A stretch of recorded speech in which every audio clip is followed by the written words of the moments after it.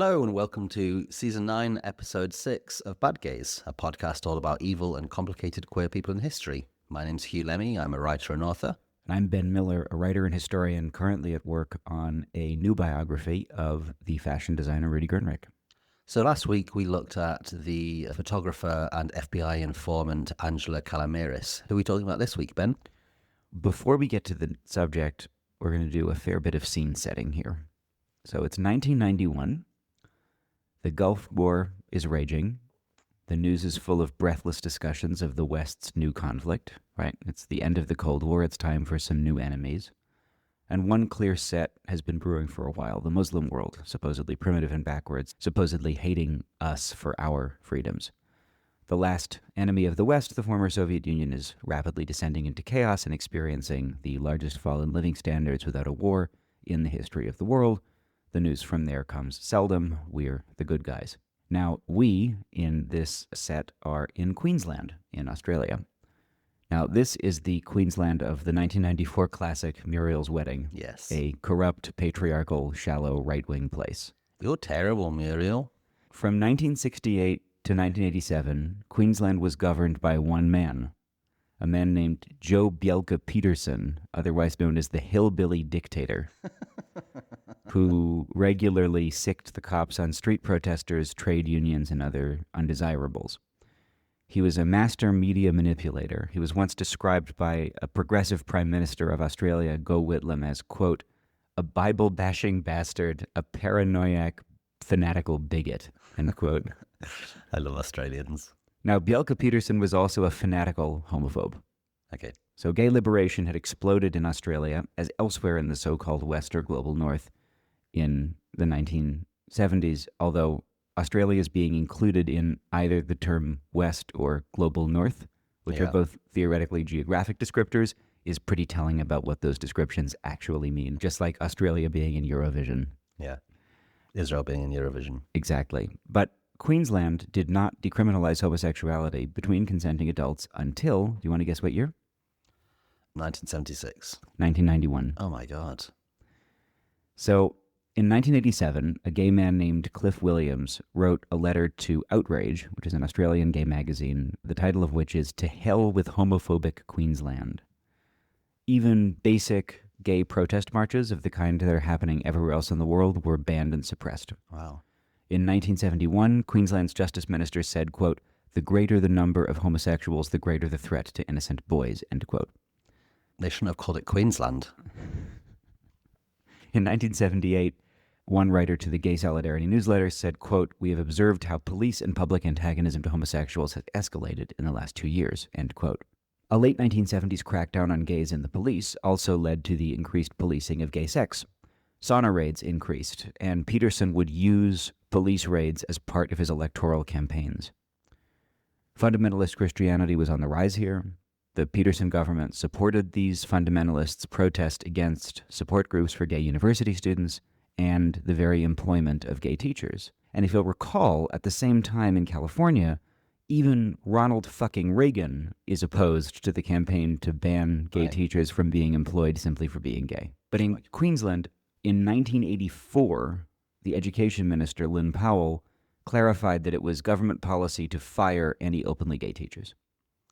Just incredible, also from an organizing and educational system viewpoint. In 1984, partially as a protest against Bjelke-Petersen, Australian gay activists held the 10th National Conference of Lesbians and Homosexual Men at the University of Queensland. This led to a kind of mass government freakout. One MP, Earl Bailey, said, quote, what they are trying to do in many ways is to legitimize sex with children, end quote, and supported shutting the conference down as a threat to social order. The Welfare Services Minister of Queensland, Jeff Muntz, added that, quote, the vile practice of pedophilia reflects the degenerate standard of the entire homosexual subculture. Homosexuals do not reproduce, they recruit, and they usually recruit children and young people, not middle-aged men and mothers with children, end quote. Is very similar to stuff you could hear off libs of TikTok, these sort of right-wing American positions today. The minister responsible for the cops actually said that, quote, police will keep a close watch on the 10th National Conference of Lesbians and Homosexual Men to be held at the Queensland University this weekend, end quote. Yeah. Basically just a threat. Now, the historian Shirlene Robinson, whose summary of the Bjelke-Petersen's government's homophobia has informed my summary of it, has argued, quote, political homophobia and an alliance between conservative politicians and fundamentalist religious groups had been established before the arrival of HIV and AIDS in Australia. However, the arrival of the disease significantly exacerbated the homophobic rhetoric of members of the Bjelke-Petersen government. The onset of AIDS was something of a godsend for their position. Right. You see this similar thing in the UK, that actually like acceptance of LGBTQ people or gay people in England was much higher in the 70s and dropped throughout the 80s to low in the early 90s before rising again. So in 1984, tragically, 30 people were revealed to have received blood transfusions in Queensland from blood that had been contaminated with HIV. 3 of those were babies, and the media linked these babies to one 27-year-old gay man in Brisbane who had donated blood. So 2 of Brisbane's newspapers, the Courier Mail and the Daily Sun, splashed their front pages with arguments that the man in question was degenerate and should take his own life. Jesus Christ. In August of 1984, Bjelke-Petersen described gay people as, quote, insulting evil animals who should go back to New South Wales and Victoria where they came from in the first place, end quote. Sorry, it's not funny, but it's funny. I love the idea that, like, all gay people in the world emerged like Venus on the half shell from Sydney Harbour. New South Wales. In front of the Sydney Opera House. That's where I was born. Isn't that where you were born, Hugh? His government introduced laws which proposed 2 years of jail for people who knowingly gave false information about blood. One minister in his government called the dead babies in Brisbane, quote, innocent victims of the permissive society Australia is becoming. It distresses the Queensland government to see how some other states and Canberra support legalized homosexuality, end quote. Yeah, it's really strict. It's not just like we disagree with this. It's like, let's erase this from our society. Now, meanwhile, the Queensland government refused to fund sex education, refused to distribute safer sex supplies, refused to fund Tendate, refused to fund testing, refused to fund treatment, and would only allow AIDS to be discussed in schools in the context of curriculum information that, quote, AIDS is a result of abnormal behavior. There was quite a lot of pressure on the students to accept abnormal behavior until AIDS came along, end quote. Jesus. Now, I want us to think about how similar these tactics are to contemporary transphobia, and to remember that any gay or lesbian people, may or people who want to go along with transphobia, are our enemies. So in 1985, following accusations of child sexual abuse against a police officer and a radio broadcaster, a man called Des Sturgis was appointed Director of Public Prosecutions in Queensland, and he was asked to investigate what had occurred. And in his report, he wrote, quote, while it is a myth to say that all homosexuals are pedophiles, I believe it to be a fact that male homosexuals are more attracted to youth than heterosexuals and will remain so for much of their lives. Also, I am satisfied children can be made homosexuals as the result of homosexual experiences, end quote.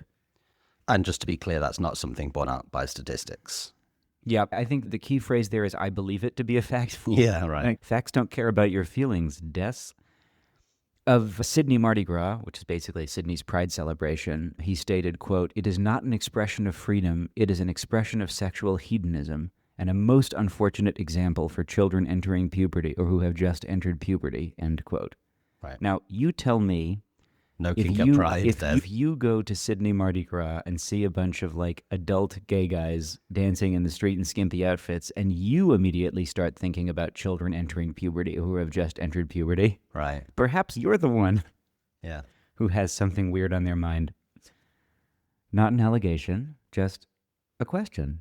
In 1985, the Justice Minister of Queensland wrote, quote, Queensland should give a national lead in combating this modern scourge of promiscuous homosexuality and its associated disease, AIDS, by specifically forbidding the maintenance of places of regular congregation of homosexual people in licensed premises, end quote.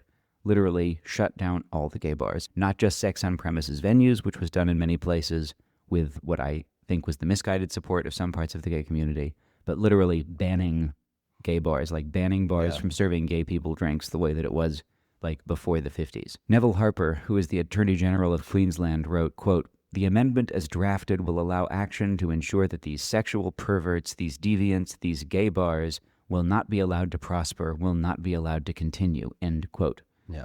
Now, what I find funny about that statement is that he writes, these sexual perverts, these deviants, these gay bars, as if the bars themselves are having sex with each other. Who hasn't been to a bar that could have used a week on Cipro? Not the inhabitants, just the bar itself. Anyway. Us on Wednesday. The next year, Bjelke-Petersen won re-election for what turned out to be his final term, but no one knew that at the time, and a lot of gay people started leaving the state. Understandably. In 1987, they turned their attention to lesbians. So the Justice Minister, Paul Clausen, proposed making lesbian sex specifically illegal. It hadn't been. Like many sodomy statutes, Queensland's couldn't comprehend the idea that two women would have sex with each other. But they planned to expand gross indecency to cover lesbians. Couldn't, and not necessarily, I mean, that's the joke, of course, that they couldn't imagine it, but it's because it was seen as a different type of thing. Like the threat of male sodomy is specifically different to the social order. Yes, but here they were trying to ban this. Yeah. And what's the justification for that? Because it's not AIDS. The justification for that was it's not normal and think of the children. Yeah. So in 1987, Bjelke-Petersen was forced to resign after investigations revealed vast, staggering, endemic corruption in Queensland, and specifically in the police under his 19-year rule. In 1989, there were new state elections, and a Labour government got in and immediately decriminalized male-male sexual intercourse. By 1991, a magazine called Outrage reported, quote, "The growth of Brisbane's gay community has been stunted by the Bjelke-Petersen years. There are a few gay bars, as there always have been, though new venues are now opening, and a community newspaper, Queensland Pride, is about to issue its 3rd edition. There have been gay rights marches, and a month-long gay pride celebration is planned," end quote. And for anyone who knows anything about the history of gay community or gay organizing, that's something that you would expect to read in a 1971 newspaper, not a 1991 newspaper. There's a few bars, we're on our 3rd issue of a newspaper, and there's a couple marches, and we're going to do a pride. Like, this was a government that was so fascist that you couldn't even have gay rights marches. Right. Now, this kind of political environment can disappear or can be changed at a state level, like legal level, but the newspapers close to that government, the attitudes, the media environment, all of that is still very present. Even that 1989 Queensland state election, which is won by Labour on a campaign of "this lot were in power for 19 years and stole all your money," the arch-conservative Christian Logos Foundation tried to make the issue opposition to pornography, homosexuality, and abortion, and in fact, quote, Old Testament penalties, end quote, against them, i.e. literally running on the death penalty for homosexuality. Right. And attitudes like that don't just, like, if someone's prepared to vote for that person for 19 years, then that's not just going to dissipate overnight. No, even if they vote for someone who has a different view. Yeah. And this advocacy for literally the death penalty for homosexuality was criticized by many people, even on the right of Australia's political spectrum, but we're still talking about a social environment where this is a view that is mainstream enough to be discussed, right? So it's in this social environment that the Brisbane Courier-Mail, and you'll note that's one of those newspapers that published a view calling upon that Brisbane man to kill himself, right? Reported in January of 1991 that an unemployed 25-year-old woman named Tracey Wigginton had been sentenced after pleading guilty to the murder of the council worker Edward Clyde Baldock, a father of 5 and a grandfather. Now, this inauspicious little news article would eventually come to dominate the entire media in the state and even nationally in Australia. There's a person named Deb Verhoeven who wrote a really fantastic article about this case and the media sensation around it called "Biting the Hand That Breeds." But she writes, quote, "As the media's Gulf War ground to a slow sail's death, Tracey Wigginton's trial beckoned mirage-like to a dehydrated journalism lost in the sands of Operation Desert Storm." End quote. Wow. So here's what we know happened. On October 21st of 1989, Elaine Baldock, Edward's wife, woke up and realized that her husband wasn't home. This is very early in the morning. She knew that he'd been at a darts tournament at the pub the night before, and it wasn't like him to not come home, so she called the police and reported him missing. Around the same time, an early morning rower in the Brisbane River spotted a body in a park on the shore, and when the police arrived, they discovered Baldock naked, stabbed 27 times in the neck and chest. Oh my God. And they found nearby, tucked behind the door of a boathouse in the park, a wallet with a key card with Baldock's name on it. That's actually how they ID'd him. And in his shoe, they found a card with the name T.A. Wiggington. So soon they arrived at Wiggington's doorstep. She claims to have few recollections of the night before. At first, she said she was in the park, hanging out near a playground with two friends named Kim Jervis and Tracey Waugh, and she admitted that she'd lost her card. Later, she admitted that there was another woman, Lisa Ptachinsky, who was also there, but she said she'd lied initially because she was having an affair with Lisa, even though she was still living with her girlfriend, Debbie. Then she admitted to having seen the body and said she was, quote, scared shitless. In a third interview, police told her that her friends had confessed, and then she confessed to the following. So she said they'd been out at a club, and then they decided as a joke to find a drunk guy on the street, and Tracey would turn him on and get him naked, and then they would run away and leave him there just to embarrass him. So leaving the club, they found Baldock, staggering home drunk. They offered him a ride home. They drove him to this deserted park. Wiggington offered him sex. They walked down to the secluded riverbank, and she told him to take his clothes off while she went and peed. So he folded his clothes, he tucked his wallet behind the door, and then she said basically she just went berserk and killed him with a knife that she carried for self-protection. Wow. She said, quote, I walked around behind him. I took my knife out of my back pocket. He asked me what I was doing. I said nothing and stabbed him. He went up to grab my hand. I pushed his hand down, withdrew the knife, and stabbed him in the side of the neck. I stabbed him in the other side of the neck, and I continuously stabbed him.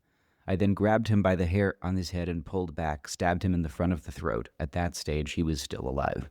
Jesus Christ. Quote. Now, this is a strange story because there were no apparent motives. She didn't know him. She didn't claim that he had assaulted her. Police seemed uninterested in examining the motives that we might see arising from her upbringing. So Tracey had been adopted at the age of 9 by the adopted parents of her mother, George and Avril Wiggington. Her mother, Rhoda Hopkins, was not able to raise her. George apparently sexually abused her for years. Oh, Jesus. And her grandmother's reaction was to punish her for it. Her grandmother would beat her while telling her that men were dirty bastards. Yeah. George was a very prominent citizen. He was a Catholic businessman. He had a street named after him in town. And Avril had pet chihuahuas who she apparently treated much better than her children.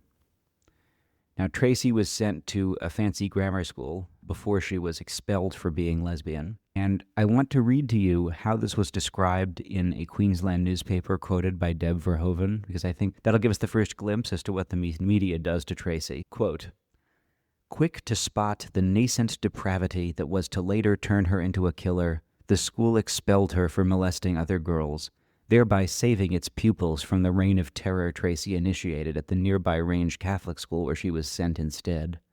In the quiet cloisters and under the massive old trees of this haven of learning, Tracey Avril Wiggington was honing the aggressive lesbianism that climaxed 8 years later when she plunged a knife into the neck of her male victim, end quote. So the logical conclusion of lesbianism is murdering men. The logical conclusion of lesbianism is murdering men by stabbing them in the neck, yes. And this teenage girl who has been the victim of childhood sexual abuse within her own family is instigating a reign of terror by hitting on other girls, maybe? Yes, and that's the threat to children. Yeah. The threat to children is same age lesbian relationships at school and not prominent businessman molests granddaughter. Yeah. I mean, that also, like that again gives a lie to that sort of thing earlier about this fear of homosexuality and gays being inherently pedophilic and that being something coming from the outside. As well as being a blood libel, it covers up the nature of how childhood sexual abuse actually exists within our society, which is very frequently within families. I feel like we're all learning that right-wing men are inherently pedophilic. Yeah. None of this seems to be of that much interest to the prosecutors, who started grilling the other women about what had happened. And it was the story that those women told that became the basis for the kind of media story. So those women testified that Tracey had told them she was a vampire, and that she didn't eat solid food, and that she drank pig and cow blood that she bought from a butcher. They said that she had, quote, a need to feed. They said they were scared to watch what she would do to the man, but they were also scared to stop her. They said that she controlled them with supernatural powers and could turn herself into two floating cat eyes. And Wiggington's own later explanation was that she was having tremendous emotional problems at the moment and angry at men because of her upbringing. In one article, she said she didn't want to vent, she couldn't vent the rage directly onto Debbie or any female friends, but it got to the point where she couldn't handle her anger towards her girlfriend any longer. She said, quote, "If I'd stayed in the house that night, I think it would have been her that got killed," end quote. Wow. Now, this is the testimony of clearly a very troubled person who did, without any question, do something that was horrifically violent and wrong. Yeah. And who seems to realize that, not that it undoes it, but I don't think at any point she said it was the right thing to do. But it does make some kind of sense. Not in terms of, do I think that this is what people should do, but do I understand how someone could get to this point? It's an explanation, not a justification. Exactly. Later in 1996, she said, quote, "Murder is a terrifying experience. It is extremely scary to have that much power. It's playing God with life and death. Nobody should have that sort of power, but we all do," end quote. Now, this was apparently less credible than the idea that lesbians are literally vampires. So apparently, she did have some interest in the occult. She was part of a subculture in Brisbane called the Swampies. And Deb Verhoeven writes, quote, "Swampies celebrated gothic sensibilities, acid house music, Doc Martens, black hair dye, and, most insidiously of all, nocturnal lifestyles. To complete the picture, they frequently sported tattoos featuring religious and occult motifs." So the media seized on it. They seized on that she dyed her hair black. They said that she had made her friends into a coven, that she had emerged from one of these terrifyingly allowed new lesbian bars with her witch friends to feed on blood. She was described as, quote, "a shark in a feeding frenzy." And this testimony, made under duress of prosecution, was taken as a gospel truth by a media that pushed even further. Psychiatric assessors used hypnosis, which is, to say the least, a controversial technique, to assert that Wiggington had 6 personalities. There was Bobby, the aggressive 16-year-old, Big Tracey, her main wimpy persona, Little Tracey, a scared child, host personality, a combination of all, and the terrifying vampire bitch April. And again, this is being presented as science. Right. Now, her defense team tried to use this as evidence that she suffered from dissociative identity disorder, and quite possibly she did, and was therefore not mentally competent to be prosecuted, but she did in fact stand trial, and she was convicted. One psychologist who examined her wrote, quote, "She said that her anger took a long while to build up, but when it boiled over, she completely lost control. In killing poor Edward Baldock, Tracey took revenge on all her past abusers," end quote. The media instead focused on the fact that she was butch and large. Quote, "Blood-drinking killer Tracey Avril Wigginton, who thinks she is a vampire, once sought out a man to make her pregnant so that she and her lesbian lover could have a child," end quote. The horror. The article reported that she'd had sex with a man in front of 6 friends to get pregnant, and ended by happily reporting that she'd miscarried. The 4 accused women never took the stand. Everything came from these videotaped police interviews in which these terrified women said that Wiggington had satanic powers and a hunger for human blood. One TV station reported on the following comment from Tracey Waugh, quote, "Tracey," meaning Tracey Wigginton, "has mind power. She has a hold on you. She's like a magnet. You can't stop yourself doing what she tells you to do," end quote. This could be the description of a powerful personality, but it was reported thusly on TV, quote, "Killer was devil's wife with power to control minds," end quote. Yeah, it could be that. It could also be testimony from the Salem witch trials. Literally. The thing that is difficult about this is that she did genuinely do something awful and unjustifiable. No, but it's the context. Like, then what comes up around it is literally, I saw Goody Proctor down by the river sucking men's blood. I mean, like, from everything you've read about her testimony, it seems very clear, which is that, I was sexually abused as a child, and now I was in this moment when I was full of anger, and I'm very fucked up by it, and then I did this terrible thing. And all the testimony from others and the reporting is vampire bitch, wife of the devil. Yeah. Turns herself into floating cat eyes. Yeah. Waugh was acquitted, pursuing the legal strategy of claiming to be a sort of innocent coward who was sucked in. Kim Jervis was convicted to 18 years. Lisa Ptachinsky was characterized as another sort of disturbed psychopath who was obsessed with pleasing Wiggington and satisfying her bloodlust. She claimed to have cut herself and let Wiggington drink her blood. You know, who knows? Maybe they did knife play. I don't know. Yeah, I don't know. It sounds like they're in a sort of goth subculture. Yeah. There's all sorts of fun, silly Things that you do, yeah. Yeah. Wiggington has never identified as a vampire. She has never claimed to have drank anyone's blood. Now, a 2021 news article described the following quote from Wiggington. Quote, "It's hard to be famous, isn't it? A legend in my own mind." So how would you interpret that? A legend in my own mind. It's hard to be famous. A legend in my own mind. It sounds a little bit like she's enjoying it. No? Would you disagree? I do disagree. Okay. What's your take on it? I don't know. My take on it is that she's done something awful. She's done something that she probably knows to be awful. She's in the worst moment of her life and being reported on by this vampiric media as though she herself is a vampire. And I think she's reflecting on how weird it is to be famous for something that you've both done and haven't done, you know? Yeah, I mean, maybe. Now, I mean, she had this awful upbringing and then she committed this terrible crime, but then she's presumably been in prison ever since. I can't imagine she's had much opportunity to get the sort of help in order to resolve the problems of her upbringing. It must have just compounded the trauma of childhood. We'll get there. So in the same article, again, this is written in 2021 and describes the trial.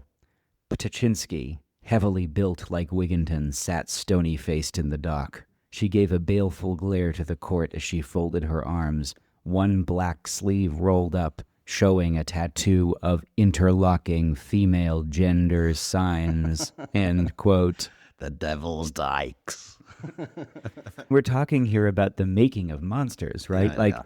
I think heavily built keeps coming back, and it comes back even more later in the story. Like, the fact that these women are butch, the fact that these women are large, is part of what makes them literally demonic. Yeah. Like, women who are not pretty and small and subservient to men are literally demons. Yeah. I think in 2021, highlighting female gender signs as opposed to writing female symbols, which would be like fewer words, which newspapers usually want, to me, that reads like a transphobic dog whistle. I can't attribute intent. We're talking here, right, about the making of monsters.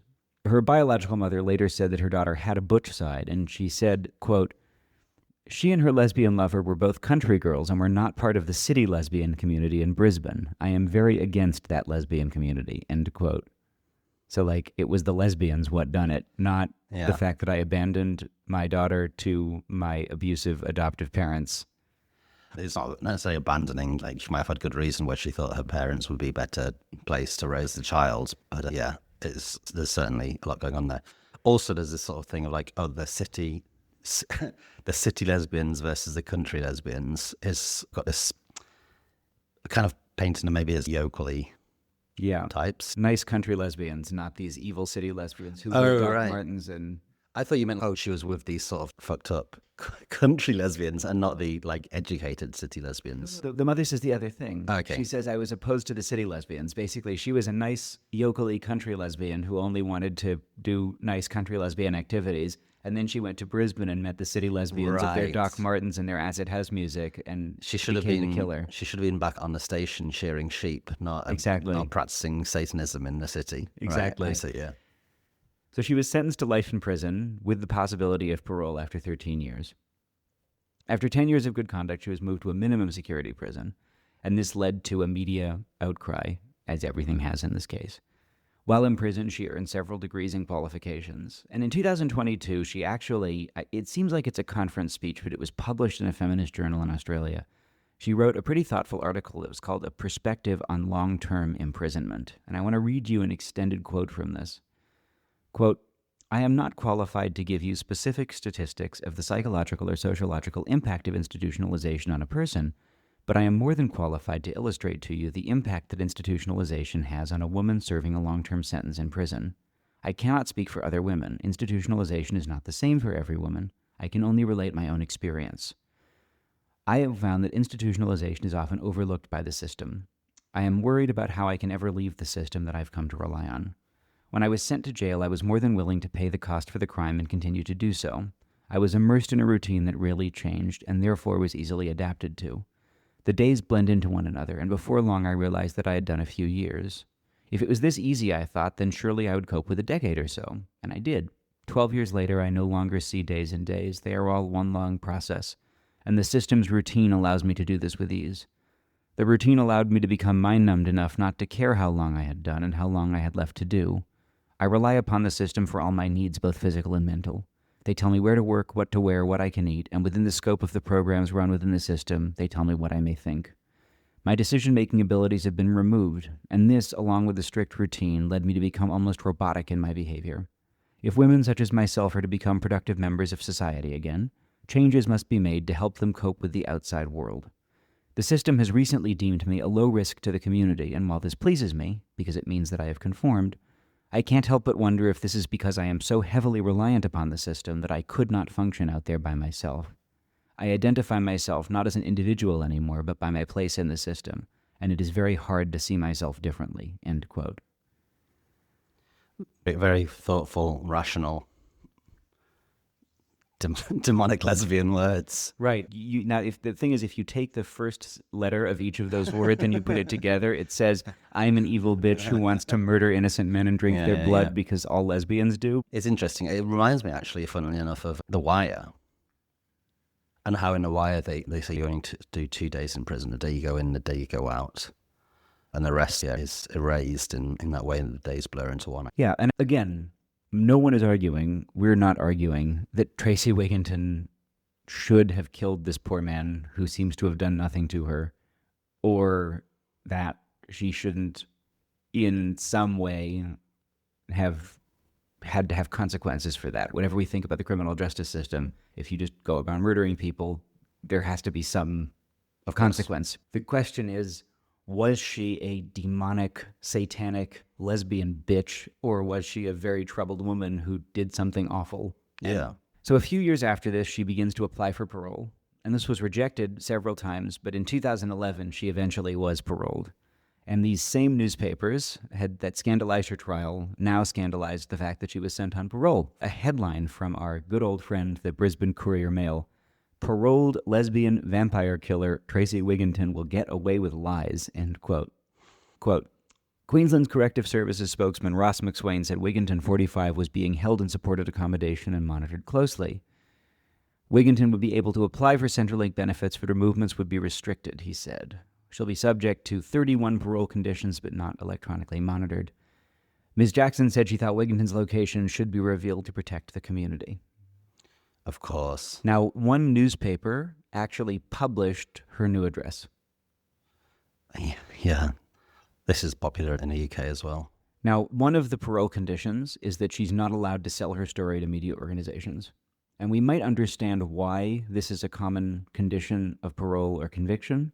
We don't want murderers to get rich because of their crimes. You could imagine, like, Netflix wanting to do a true crime series about murders and paying quite a bit of money to get the interview with the actual killer, right? But what this also means is that she can't really tell her side of it. But she can still talk, just not be paid. She can still talk, not paid. And you do understand why she might just want to get on with it, right?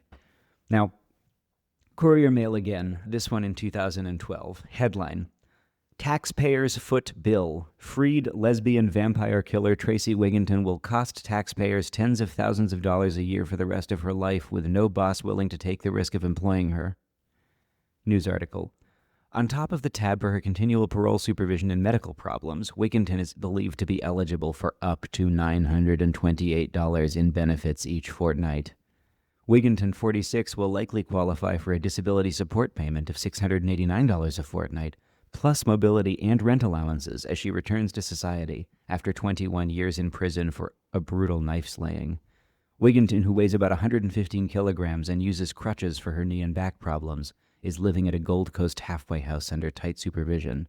She intends to have a hip operation, also at taxpayer expense." Does the demonic acts never cease? Yes. Now the demonic lesbians are living off of taxpayer benefits. Yeah. This is the future that labor wants. With their Black Sabbath hip operations. Exactly. So then the media scandal died down a bit. But then in 2019, Wiggington put a couple of posts on her Facebook page, which was operated under a different name. One of them was a very kind of Scully, Bonesy, Candly, Witchy Poo meme that said, "Now panic because I'm back." And another one said, quote, "Do not meddle in the affairs of dragons, for you are crunchy and good with ketchup," end quote. And this last line is a pretty common humorous joke from like fantasy world, like fantasy stories. But it was breathlessly written up by the media essentially as lesbian vampire killer wants to eat people again. Yeah. So 9 News Australia wrote, quote, "An exclusive 9 News investigation has uncovered disturbing new posts by the infamous vampire killer Tracey Wigginton. 9 News tracked Tracey Wigginton down to Tamborine, northwest of the Gold Coast, where she now lives. Under Queensland law, reporters aren't allowed to record an interview with a parolee, so 9 News wasn't able to ask her questions about the posts. 9 News filmed Wiggington, who appeared to have gained a massive amount of weight in a suburb of southeast Queensland. Hugh, let me show you the picture of the image of her that 9 News got."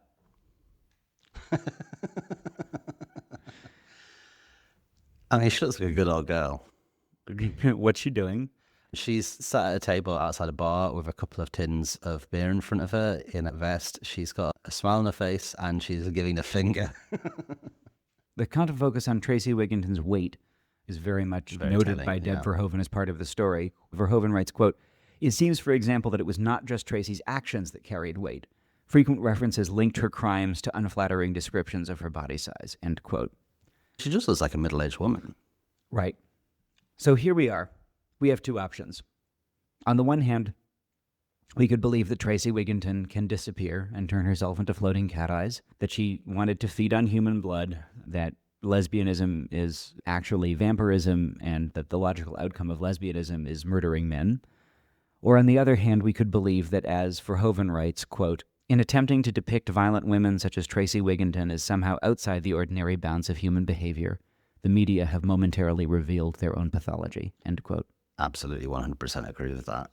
And this desire to constantly shift it to vampirism is like it's a perverse form of entertainment. It's like this shock factor that people enjoy reading about. Like, I know that those articles calling her the vampire lesbian killer get clicked on far more than any other article about some parolee receiving benefits.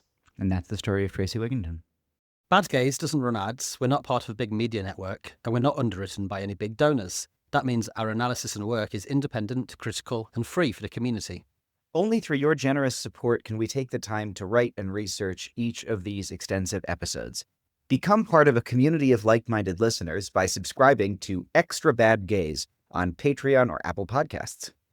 Every month, you'll get access to our subscribers-only podcast where we discuss the latest in queer politics and culture, and our Gaggany Gunkles advice segments, where we take reader questions about sex, relationships, and queer life. You don't want to miss those segments, nor do you want to miss our new jingle. So join the community at patreon.com/badgazepod or subscribe right in Apple Podcasts. And you can also check out our merch, including hats, beach towels, t-shirts, and of course our book, Bad Gaze, A Homosexual History, at our website, now in English, Spanish, and Italian. Thanks. Thanks, Ben. What a fascinating and disturbing story. Yeah, it really makes me think of this sort of idea of folk devils and why the way that crime can be contextualized, and especially crime that comes from, like brutal crime that comes from perhaps unsuspected portions of the population. If this was a young man who'd killed a woman, which would have been far more likely, it would never have received this sort of coverage into the motives, even if the same motives had been there, I think. Yeah, young man kills woman is dog bites man. Right, Woman kills man is man bites dog. And then in this case, it's evil lesbian bites dog and drinks dog's blood. Yeah. It really reminds me of the case actually in the UK of Mary Bell, who was a child who was convicted of manslaughter of 2 young boys who she strangled to death in the 1960s. My mum, I'm not sure if I've told you this, my late mother was a social worker working in areas of childhood sexual abuse. And one of her first jobs when she qualified was as a social worker to this young killer, who I think she was about 8 when she committed the crimes. My mum died when I was a teenager, but I remember her talking about some of these cases, and especially about Mary Bell. And one of the things she said about Mary Bell was that she'd also had this horrific upbringing, where she'd been a victim of childhood sexual abuse and physical abuse. Her mother had actually tried to kill her on numerous occasions. They lived in this slum in Newcastle, and her mum was a sex worker working, and her specialty was BDSM. And they lived in one room, and so she would often see this abusive sex work happening, and then her mother would later include her in it. Oh, God. Yeah, so really horrific upbringing. She killed these 2 little boys by strangulation, but it became a very similar sort of case. She was seen as being taunting the parents of one of these children, and being involved in something similar. But in reality, she was just an extremely disturbed little girl because she was herself a victim of child sexual abuse. And my mum would tell me about this, and it was quite interesting. As a teenager, it was very shocking to hear, but very formative for me, because one of the things my mum would always stress is that all the narrative around it was to contextualize the lack of understanding that society had for why these things were happening. And it's much easier to create a folk devil, in this case of lesbian vampires, and that's the motive, rather than examining the reality of how we organize society. In Mary Bell's case, that there's these very poor areas of working class Newcastle in which women perform survival sex work that's extremely abusive, and also people abuse their own children, which is the reality of the world. Rather than face up to that, you just create this folk devil into which you pour all the imagined horrors of what happened.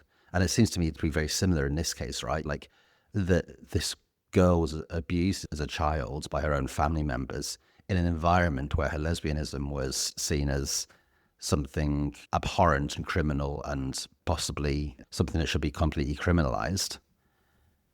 And so weirdly, she becomes a scapegoat for all the things that she suffered. And rather than face up to the things that she suffered, you just create this absolutely bananas narrative of all your worst fears as a society in order to justify the sort of homophobia that you've been pushing on lesbians. Basically that. Yeah, I think you got that exactly right. I think the idea that the media turns any kind of unexpected killer into a monster in order to distract from the social realities that the politics that these media outlets promote create is absolutely true. Why are people doing survival sex work in one room in Newcastle, right? Because we have a political reality where that's the amount of money that they have, and that's what they're forced into doing. And instead of dealing with that, then it's much easier to make the individual people into monsters. And I think it's absolutely the same thing with Tracey Wigginton. And you even see that in the way that the mother says, oh yeah, it was just these city lesbians. Like you've created an environment where everyone is primed to see gay people, and especially gay people's blood, right? With all this focus on AIDS and these blood transfusions, right? It's this particularly terrifying thing. It's like literally a poison in the body politic. It's literally blood libel. That's literally what we're describing. We're describing blood libel. And then it's not so much of a stretch from that to gay people want to drink your blood. Yeah. Is it? I'm also interested in this idea of causation, both the causation of what caused her to kill and also what, quote unquote, causes people to be gay. And that the narrative of the time, of course, is that childhood sexual abuse is a tool that gay people use, gay men use especially, to convert children to becoming perverts like they've become. And the degree to which, how is her lesbianism seen as the reason that she killed? That there's clearly some idea here that she's a man-hater, that lesbianism comes from hatred of men rather than love of women. Yes, lesbianism is about hating men. There's this famous quote from the American televangelist Pat Robertson, who's opposing a women's equal rights amendment in 1992 and says, "The feminist agenda is not about equal rights for women. It is about a socialist, anti-family political movement that encourages women to leave their husbands, kill their children, practice witchcraft, destroy capitalism, and to become lesbians," end quote. And that is exactly the specter of the folk demon that Tracey Wigginton is made into, right? Here is this woman who she didn't have a husband to leave, but she has gone from being this kind of good little Catholic schoolgirl to a kind of violent killer who's practicing occult witchcraft in parks at night and needs to kill good upstanding family men and drink their blood in order to survive. And it's shifting the causation, I guess, for who knows what caused her to kill. It's obviously a very complex sort of pathology going on there, but there's definitely, it's in a simplistic reading, shifting the blame for her murdering from the fact that she was abused by men to lesbianism. Exactly. And I would just like to say that it's really very bitterly amusing to me that some people calling themselves feminists would rather ally with the heirs to the feminism as a socialist, anti-family political movement that encourages women to leave their husbands, kill their children, practice witchcraft, destroy capitals, and become lesbians people. They're willing to actually ally with those people who were opposed to the Equal Rights Amendment, which would have enshrined equal rights for women in the U.S. Constitution, which they are currently not, in order to punch trans children in the face. Right. That seems to me to be both ethically and strategically rather bankrupt. But what do I know? I'm a man with a beard. I get the impression that attitudes towards LGBTQ people have changed markedly in Australia in the last 30 years. How has that sort of played out in this case? I guess the easiest way to tell would be in 2017, Austria had a postal survey to ask whether the law should be changed to allow same-sex couples to marry. And that is not obviously a perfect indicator of like public attitude towards gay people, but it does give you some sense of what basically people are thinking. What were the results? So the results were 61% yes and 38% no, very strongly yes.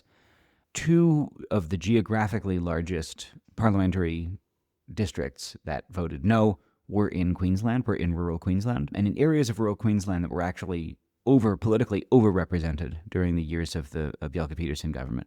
The Queensland itself voted just about in line with the national average. So Queensland, at this point, voted in favor. So at this point, yes, it seems like there has been some significant change in attitudes.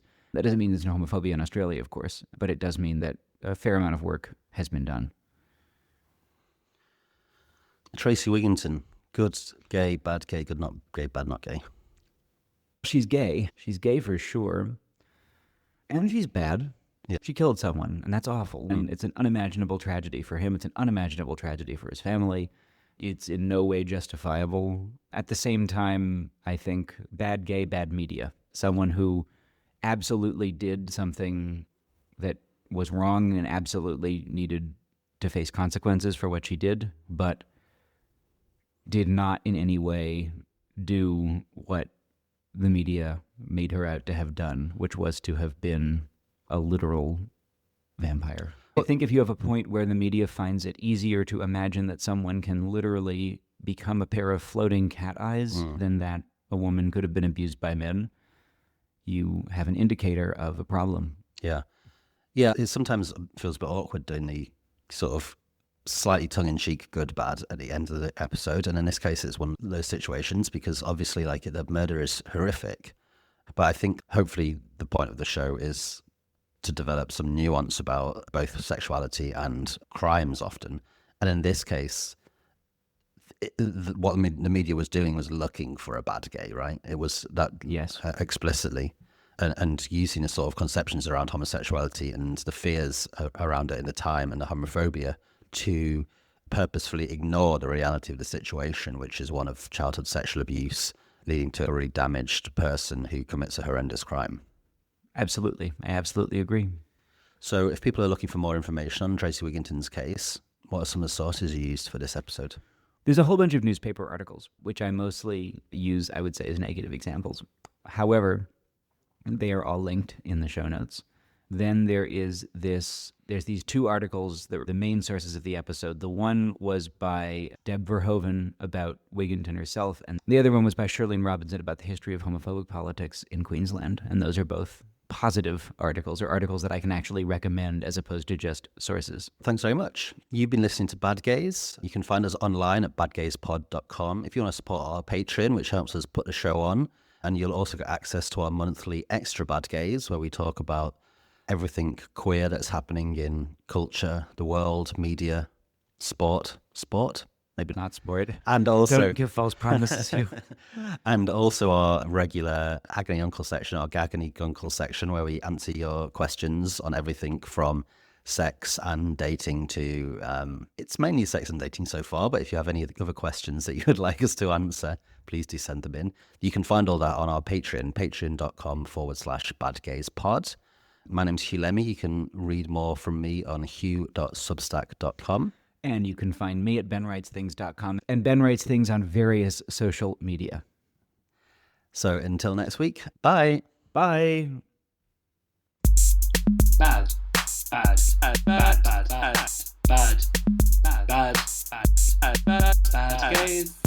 Bad gays.